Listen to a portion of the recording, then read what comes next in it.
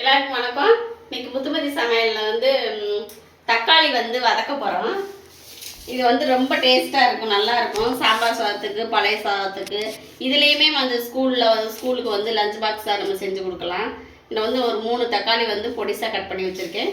கொஞ்சம் கருவேப்பிலை, ஒரு 3 பச்சை மிளகா, கொஞ்சம் வெங்காயம், மல்லி இலை. இப்போ வந்து நம்ம அடுப்பு பற்ற வச்சு எப்படி செய்கிறதுன்னு பார்க்கலாம். கடாய் காஞ்சிச்சு, தேவையான அளவு எண்ணெய் ஊற்றிக்கலாம். நல்ல டேஸ்ட்டாக ருசியாக இருக்கும், சாப்பிட்றதுக்கு சிம்பிளாக தான் இருக்கும், ஆனால் நல்லாயிருக்கும். ஒரு ஸ்பூன் வந்து கடுகு உளுந்து பருப்பு,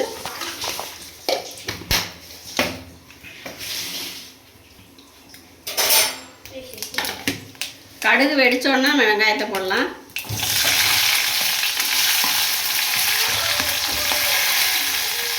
சின்ன வெங்காயம் தான் நான் போட்டுக்கிறேன். சின்ன வெங்காயம் இல்லைன்னா பெரிய வெங்காயம் ஒன்று வந்து பொடிசாக கட் பண்ணி போட்டுக்கலாம்.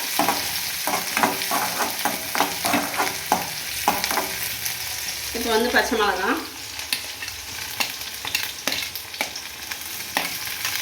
கிராமத்தில் செய்கிறது வந்து இது நல்லா ஃபேமஸ்ஸு, நல்லா டேஸ்ட்டாக இருக்கும்.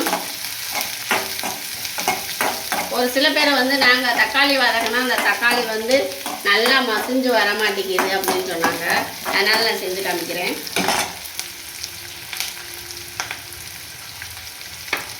இப்போ இந்த தக்காளிக்கு தேவையான அளவு உப்பு, கல் உப்பு போடுறேன்.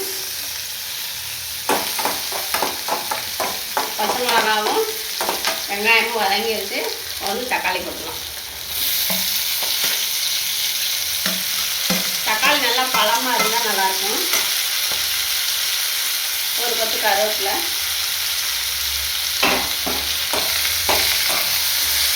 உப்பு போட்டோடனே தக்காளி நல்லா மசிஞ்சு வந்துடும், தண்ணியாக வந்துடும். பழமாக இருந்தால் மட்டும்தான் அப்படி வரும், காயாக இருந்தால் வராது. தக்காளி வேகட்டும். இந்த தக்காளி போட்டு ஒரு 2-3 நிமிஷத்துலேயே வந்து நல்லா வெந்துருச்சு, நல்லா மசிஞ்சிருச்சு. நம்ம கிண்டி விட மசிச்சு விட தேவையில்லை. பழமாக இருந்தால் அப்படி தண்ணியாக வந்துடும் தக்காளி. கொஞ்சம் அப்படியே கரண்டி வச்சு ஒவ்வொன்று நம்ம வச்சு விட்டோம்னா வந்துடும். இப்போ வந்து மிளகாத்தூள், தனி மிளகாத்தூள் ஒரு 1/2 ஸ்பூன் போடுறேன்.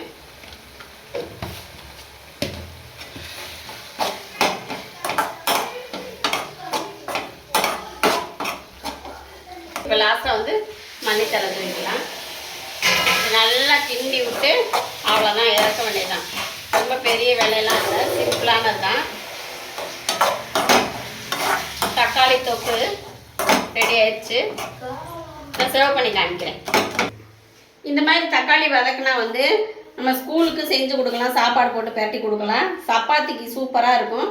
இதே மாதிரி நீங்களும் செஞ்சு சாப்பிடுங்க. வீடியோ பிடிச்சிருந்தா லைக் பண்ணுங்கள், ஷேர் பண்ணுங்கள், சப்ஸ்கிரைப் பண்ணுங்கள், பெல் பட்டன் கொடுங்க. தேங்க்யூ.